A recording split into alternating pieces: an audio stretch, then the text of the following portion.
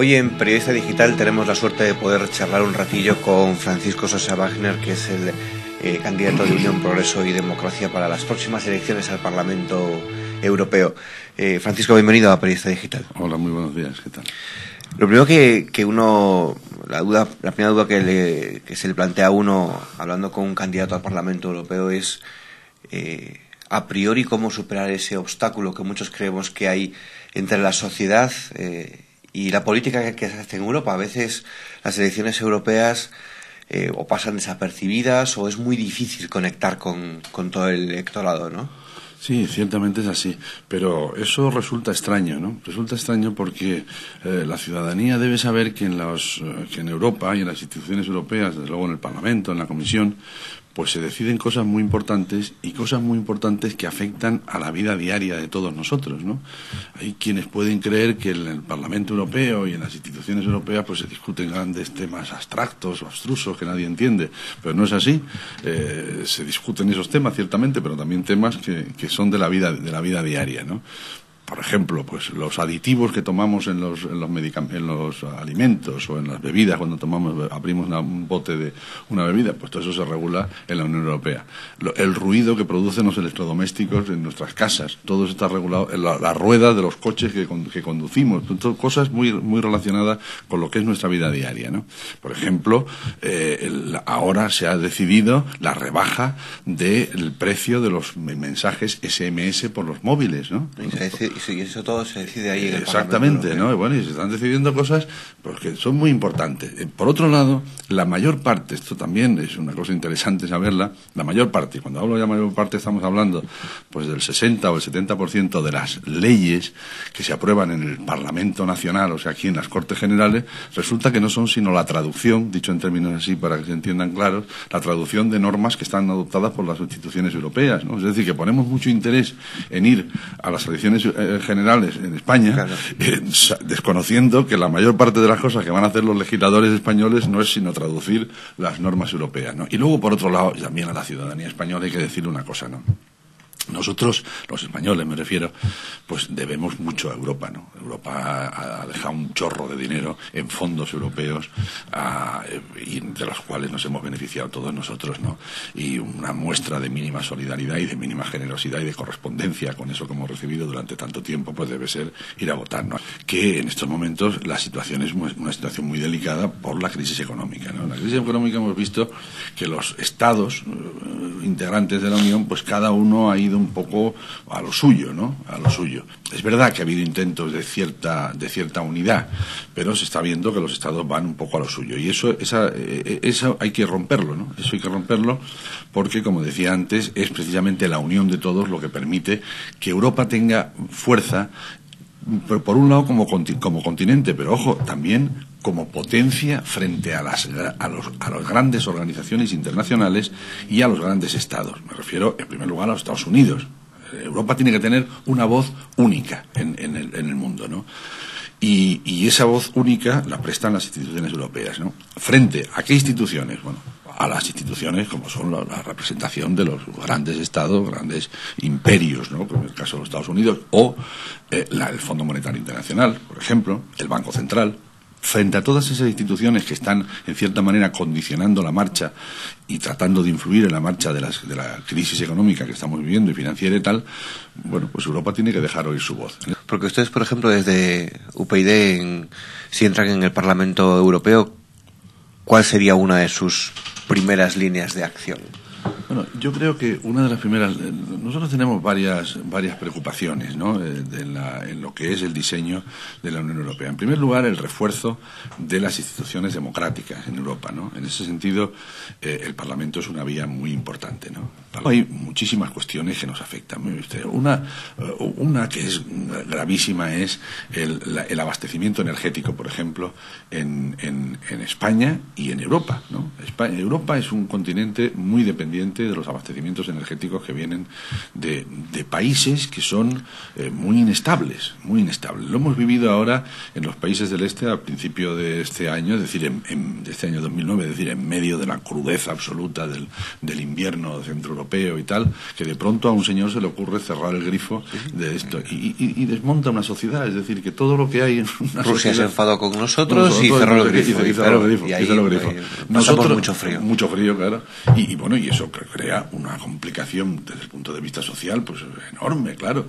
Exactamente igual, nosotros dependemos menos de aquellos abastecimientos, pero dependemos del de Argelia, que tampoco es un país. En ese sentido, pues es un país complicado también, ¿no? Como se ha visto ahora en las últimas elecciones, etcétera, ¿no?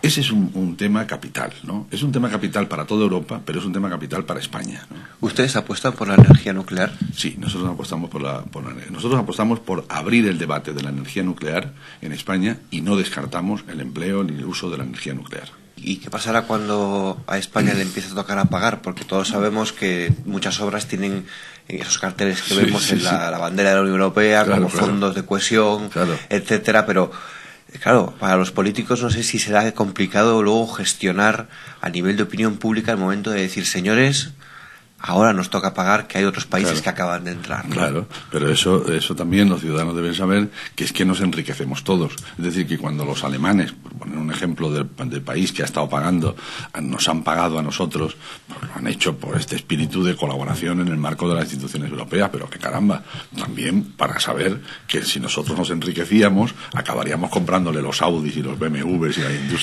y la industria alemana se vería favorecida, ¿no? Pues lo mismo decimos ahora, si nosotros pagamos a los letones o a los lituanos o a los búlgaros, ahora a los rumanos, y la vida en aquella sociedad se enriquece y la sociedad se enriquece, pues eso es muy bueno para nosotros, porque acabaremos vendiendo y colocando nuestros productos, las ropas o los alimentos, en fin, lo que sea, ¿no? Esto es un circuito que se autoalimenta y que se reparte y se distribuye, ¿no?, entre todas las poblaciones europeas, ¿no? Y en ese sentido pues está muy bien, claro, pues es un invento que es bastante eficaz, ¿no? La Unión Europea, ¿no? La Unión Europea. ¿Y cuál es su idea de Unión Europea? Bueno, la Unión Europea es un invento, como digo, muy importante, ¿no? Por una razón, porque es que los estados nacionales que nosotros hemos recibido de la historia, ¿no?, como es el caso de España, de Portugal, de Italia, etcétera, se han quedado pequeños, ¿no?, para abordar los grandes problemas que la sociedad tiene hoy planteado. Ahora estamos viviendo el problema de la peste porcina, ¿no?, de la gripe etcétera, ¿no? Bueno, estamos viendo cómo estas cosas antes se podían resolver en el marco de una nación, de un Estado, ¿no? Hoy día eso es absolutamente imposible. La peste porcina, la crisis económica, el cambio climático, en fin, es que ya no hay asunto que pueda ser resuelto en el marco de un Estado.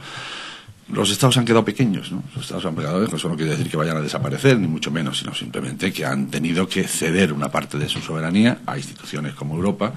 Bueno, y ahí, en ese marco, es donde se pueden encontrar pues respuestas mucho más eficaces a los problemas que tenemos ahora, ¿no? Esa es la situación. Y la prueba de que el invento europeo es un invento muy positivo lo demuestra el hecho de que en los continentes emergentes, ¿no?, y ricos económicamente, pues que no lo tienen, están soñando y miran a la Unión Europea como una especie de modelo a seguir, ¿no? Estoy hablando, por ejemplo, de América Latina, que está intentando tener... Sí, lo he intentado incluso varias veces, Mercosur, otro tipo de convenios, ¿no? Exacto, ¿no?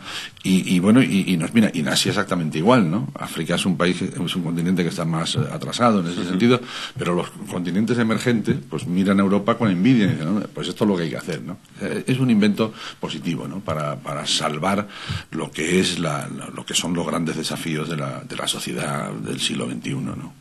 Y Unión Progreso y Democracia, al menos su jefa de filas, Rosa Díez, dice que en estas elecciones dentro de España podrían incluso, no sería descabellado, un tercer lugar en voto, ¿no? Claro, sí, nosotros queremos, en UPyD queremos que se constituye, por eso estamos también en el debate político y en el escenario político, queremos que haya un tercer partido, ¿no? Nosotros creemos que el bipartidismo puede ser que haya sido bueno, sin duda ha sido bueno para las primeras épocas de la democracia española, pero ahora se necesita un tercer partido político y un tercer partido político nacional, nacional, con representación en toda España y con un discurso único en toda España. Esto es muy importante porque hemos visto que los partidos políticos mayoritarios, digamos, hasta ahora, pues han sido demasiado tributarios y demasiado dependientes de lo que es lo que han sido los partidos que no tienen en la cabeza más que los intereses de una región, partidos nacionalistas, etcétera. UPyD quiere romper esa tradición, ¿no?, de la democracia española, tratando de constituirse en ese tercer partido. ¿Cuál es su umbral para la ruptura en España de un bipartidismo? Hombre, más de 3 escaños en este caso, ¿no? Bueno, las elecciones europeas no valen para eso porque no conforman una mayoría. Sería un problema de utilizar las elecciones europeas para consolidar. Claro, ir a otras citas electorales y seguir. Por eso preguntaba en dónde creen ustedes que está ese umbral para decir, bueno, ya no se puede hablar tanto de bipartidismo en España como hasta ahora. Eso hasta que no se produzcan las próximas elecciones generales es muy difícil decirlo. Si ahora nosotros conseguimos 3, 4 escaños, ¿no?, que desde luego no creo que sea muy complicado el conseguirlos, pues eso supone ya un refuerzo muy importante de esta opción política y que se contemple como una alternativa a la situación actual, que, como he dicho, pues es una situación insatisfactoria porque está, digamos, caracterizada o marcada por este bipartidismo que hoy se ha convertido en una cosa un poco aburrida, ¿no? Es una cosa aburrida. El bipartidismo, yo suelo decir, que produce colesterol del malo, ¿no?